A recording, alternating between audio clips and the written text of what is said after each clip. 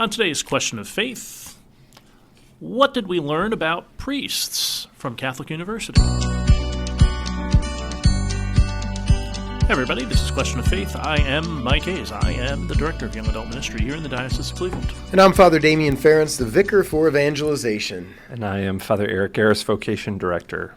Hey, it's nice to have you back in the chair. Yeah. It's great to be back here.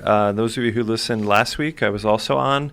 And Father Damian, you had a interesting role to play last week, right? I did. Well, I just tried something a little different. I wanted to see what it would be like to speak as someone who was non-intrusive as a podcast host, kind of like an NPR host. I'm still waiting for some more feedback. I probably will never do it again, but I'm glad I tried it at least once. It was kind of fun to try not to break character. Yes. Because a few times I made myself laugh. Inside. And outside. And outside a little bit, if you watch the video, I suppose. You did do a good job staying in character. Thank you. Thank you. I looked down when I was looking at you guys. I started to break a little bit, so I just looked down like this. When I was in college, I think I said this on the last podcast, I said that our college radio station became a public radio station while I was there. And so there's a little bit of an exodus of students, but the sports staff was always all students. So trying to get sportscasters to sound NPR-like was a real challenge for the new staff.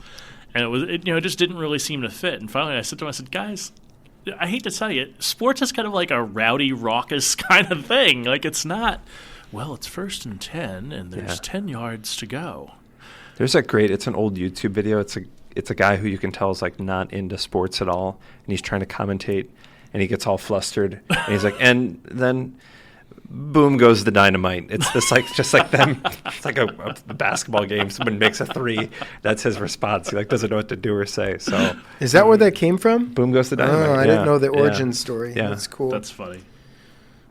Happy New Year, right? Absolutely, yeah. Happy New Year. 2024. I've been waiting for this year. Yeah?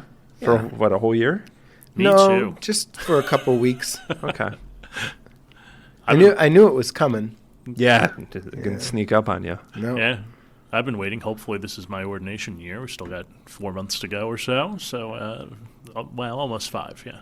A journey. 24 plus 24 is 48, and this year I'll turn 48. Oh, very nice. I'll turn 34, which is 24 plus 10. Correct. Minus 5 plus 2 plus 3. Yep. There you go. I will turn 54, Ooh. which is 24 plus 30. Wow. I like having so you're born in 70. A 0 year. Yes. Yeah, 90, it's easy. Oh, yeah, that's right, yeah. 76. That's hard. You got to add It's not. I'm a bicentennial baby. Oh. Yeah, that's right. I remember the bicentennial barge came to town. That make its way here? I don't know. I was just a newborn. You were in the womb. It looks like we have different generations around this table. Kind of, yeah, right? like every 10 years or so. No, because Mike and I are both Gen X. Okay. Because Gen X goes 64 to 81. Yeah. But decade-wise, like we got a 50s, a 40s, 30s. Yeah. Well, you know what? That's a nice segue into our question of the day. Absolutely. Because there's this wonderful... a new study that, what is it called? The Catholic Project at Catholic U did, and caught some headlines because of a little bit of polarization and generational dynamics between priests here. So let's chat about this. What do we think? So they did this one. It's Figure 1, self-rated priest, theological orthodoxy by ordination year, and way back in the day, so like before 1960. You had about 80% of priests identified as very progressive, somewhat progressive, or middle of the road. And that flipped by 2020, where you only have about, 15% identifying that way, and the rest are identifying now as conservative Orthodox or very conservative Orthodox. Right? Yeah. So what do we think about this? Well, I mean, wasn't so surprising to me, I would say. I mean, if someone's going to join the seminary, I would think they would at least tilt in that direction most of the time. I mean, it just seems kind of obvious to me. I was like, well, duh, as opposed to someone who's kind of, beating the drum against church teaching or something, or thinking the church should change their teaching on certain things. They would probably be less likely to say, I'm going to dedicate my life to an institution that thinks A, B, and C that I don't think. And I think there's a dynamic of it's to be countercultural. Like, I think as the society and culture has gotten, and I hate just to use generalizations, like crazier and more this, more that, but like I think young people sense a call. I mean, to be holy is to be separate, and I think they view That's a good point. Set apart.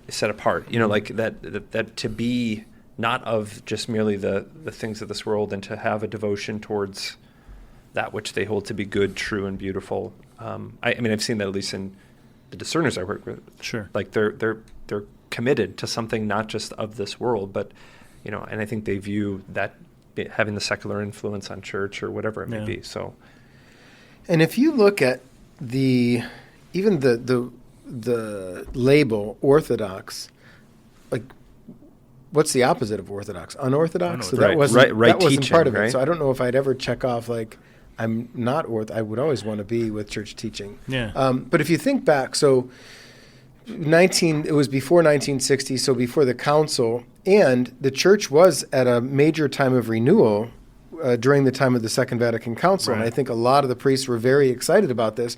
I mean, Pope Benedict and Karl Voigt and Pope John Paul II were part of the Second Vatican Council and were very much for that. So I think back in the early 60s, they would have probably been seen as more progressive. Sure. But as time has gone on, I mean, heck, when Humanae Vitae came out in 1968, it was presumed that every major denomination would be pro-sex within the confines of marriage. And that was kind of the understanding, even the document. It wasn't, the controversy was over artificial contraception, but the fact that the church taught that only married people have sex, well, of course, that would be the case. That's not what many people think today. Sure. So when you say, well, sex is for marriage, or you think, I don't know, you treat immigrants with respect and love and dignity and kindness, you may say things that should not be surprising if you're a Catholic, but some may say, I can't believe you just said that, or that, And I wonder, is it liturgically orthodox? Is it liturgically progressive? Is it theologically orthodox? Is it theologically perspective? Is it ecclesiologically?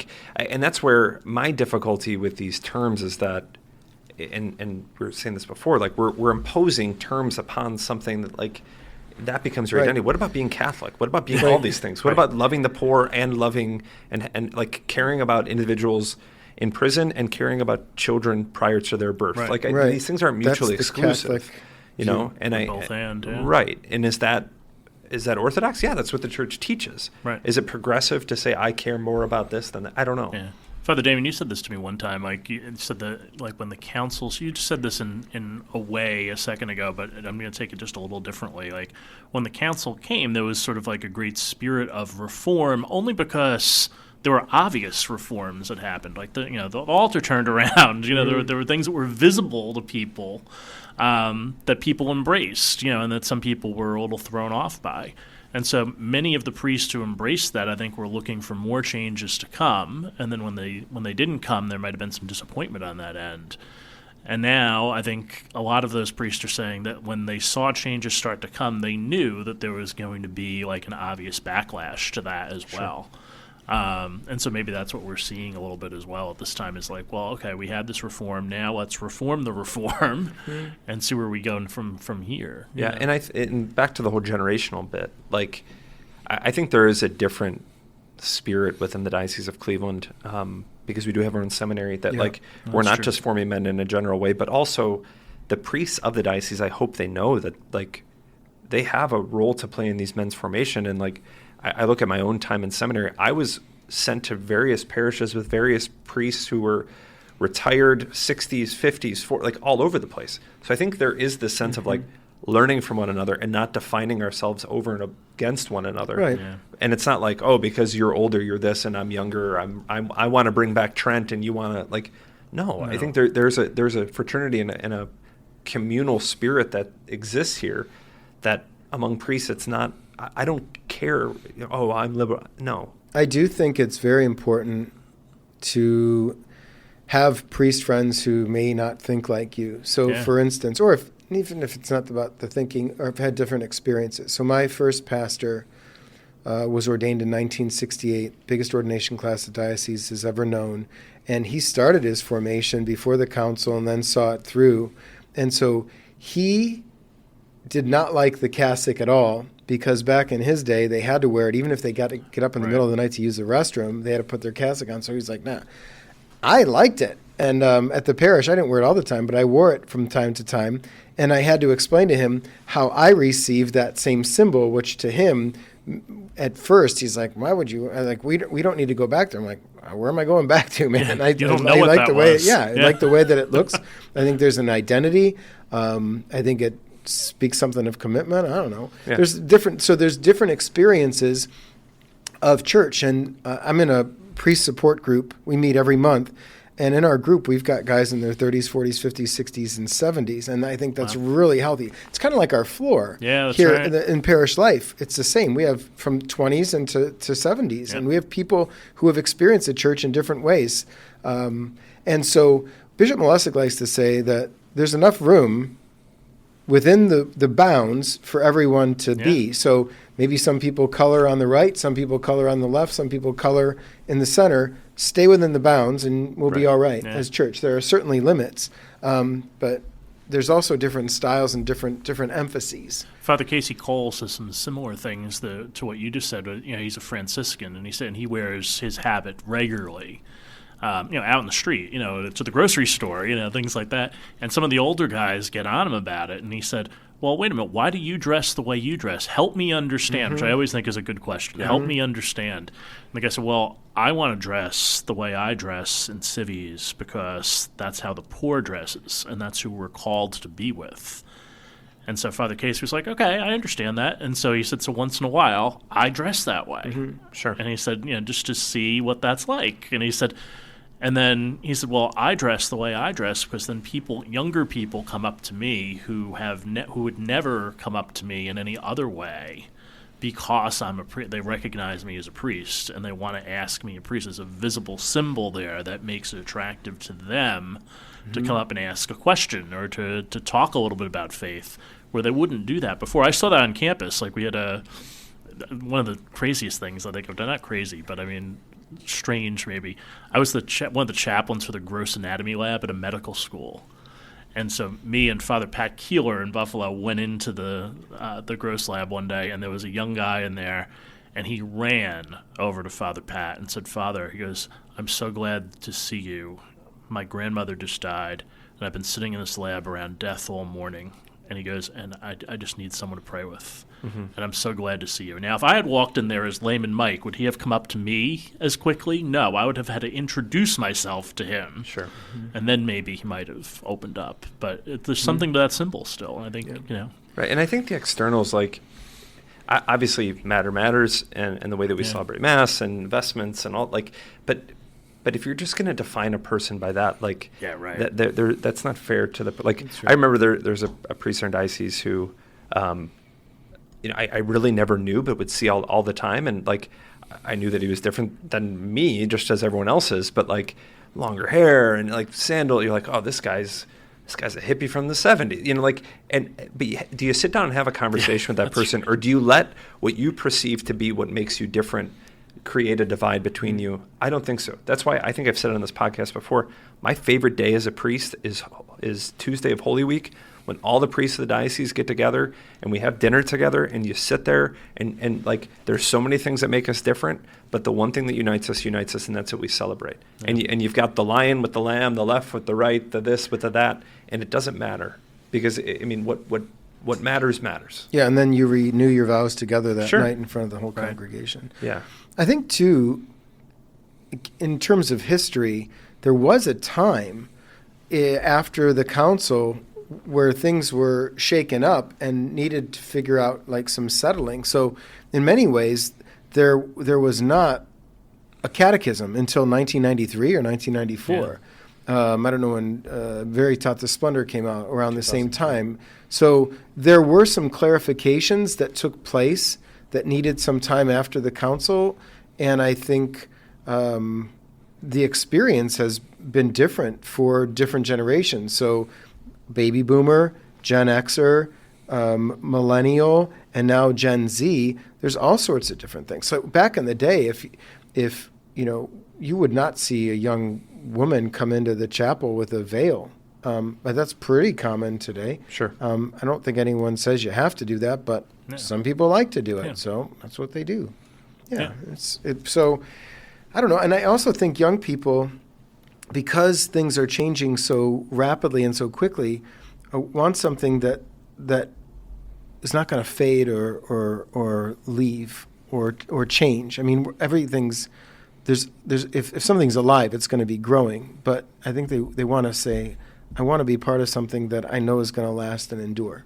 And so that's a little bit different than the experience of some folks in the early 60s who were like, okay, we need some definite renewal right now. Yeah. And it's just the labels can be pretty difficult. Right. But think about how Pope Francis is sort of reflecting all of this in some way too, right? So you have, the thing in Germany, the synodal way that's going on in Germany, that he's come in and said, "No, wait a minute, you're going a little too far here. This isn't what you're supposed to do."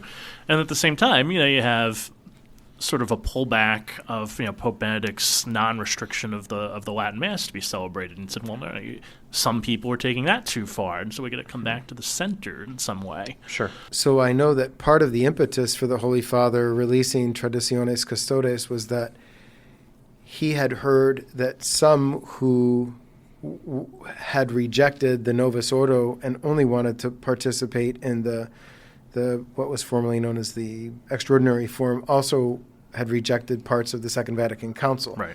I don't know how many that was, but that was definitely a concern of his. Yeah. So the extremes of you're going too far here or you're going too far there, and he's, as a shepherd, trying to hold the flock together. Yeah, exactly.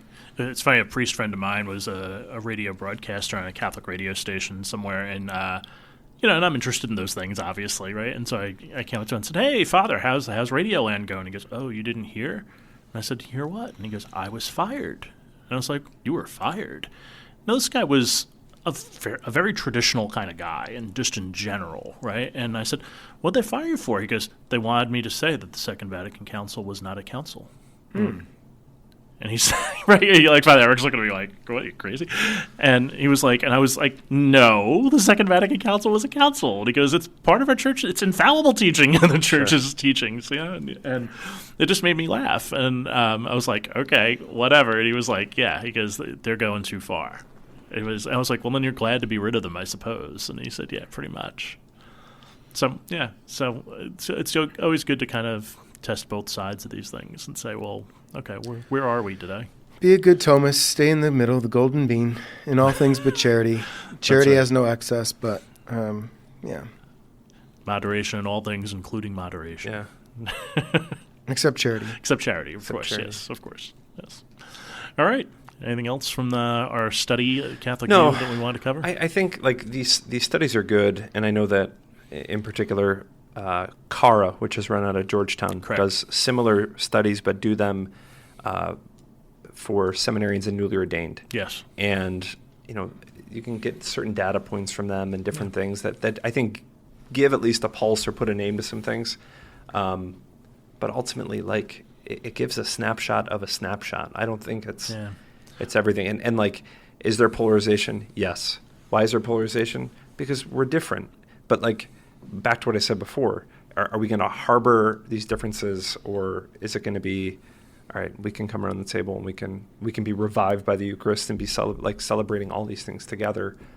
One of my favorite funerals I ever had was for an individual who was in government, and there were some governmental individuals there, and I looked and I'm like, you're not on the right side. You're not on the left side. You're sitting together. It's that whole thing, people coming together.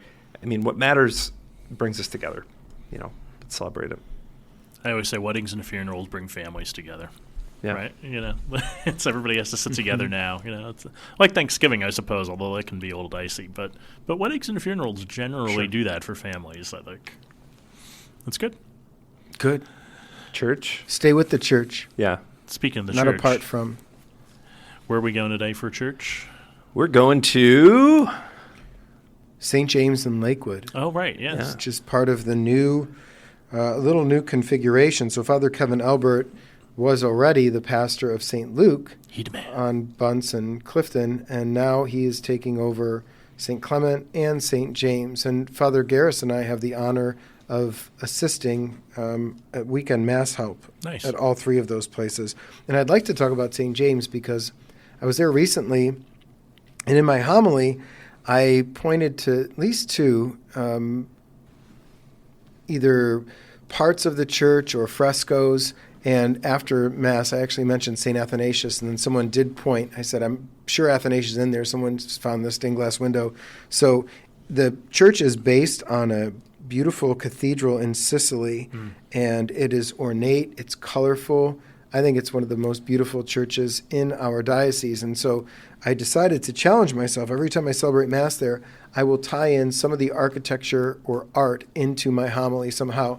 And Father Garris likes the challenge, and he teaches preaching at the SEM, so I challenged him. So we'll see if he accepts or rejects that challenge. Well, the first time I was there a couple of weeks ago, I preached about something very important within the community, within the church, which was people.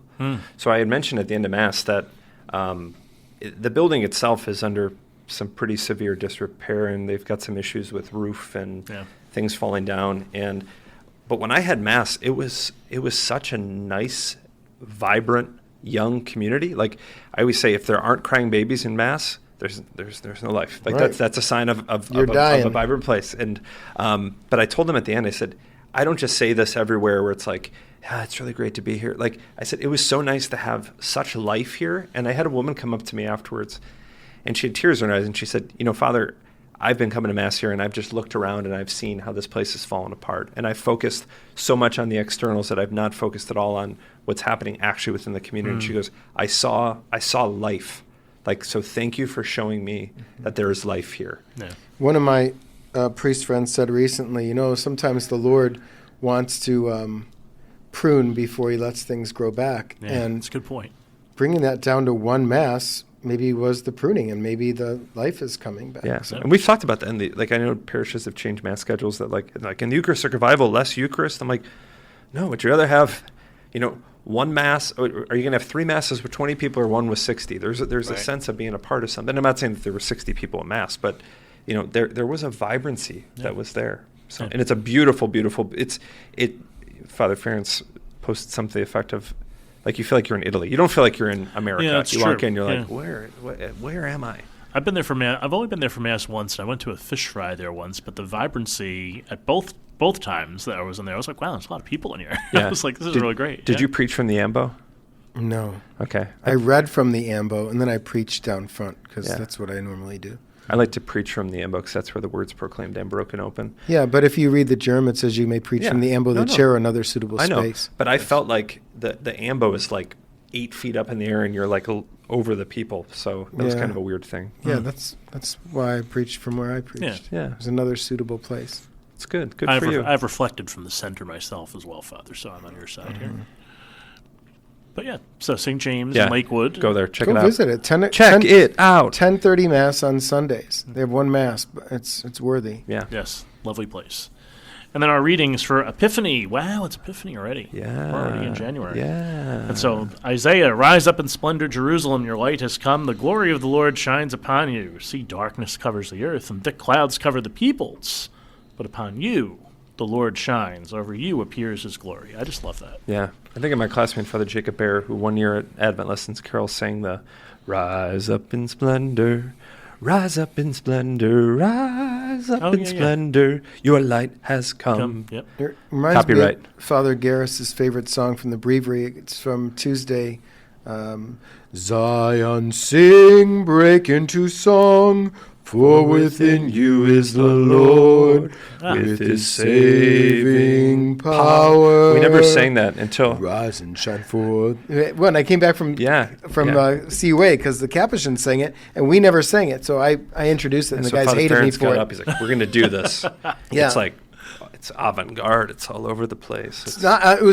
That's actually pretty traditional and Orthodox of me to introduce a song that the guys didn't know. Like, no, man, we want to sing like praise and worship. What? Anyway. But I like Epiphany. Do you like Epiphany? Like, why would I say I didn't? I don't know. I mean, we're just, What do you think about the Epiphany? Not a fan. In my nativity scene that I have, it's been a tradition. My dad was a big Elvis fan. Huh. So there are 4 kings. There's Caspar, Melchior, Balthazar, And Elvis. and Elvis Aaron Presley. So I have an Elvis in my king. Few- Why? What's the bumper sticker? Wise men still seek Christ, or wise men still seek, A few years ago, I was at St. Stephen's Parish for an Ora Chena with the seminary, and I was looking at this stained glass window of the Magi. And it looked to me like there was 2 guys and a woman. And I've thought about this for a long time. And then I saw a similar stained glass window in another place. And I decided that I was wrong, not at what it looked like, but what it was. Because what it is, I think, is this.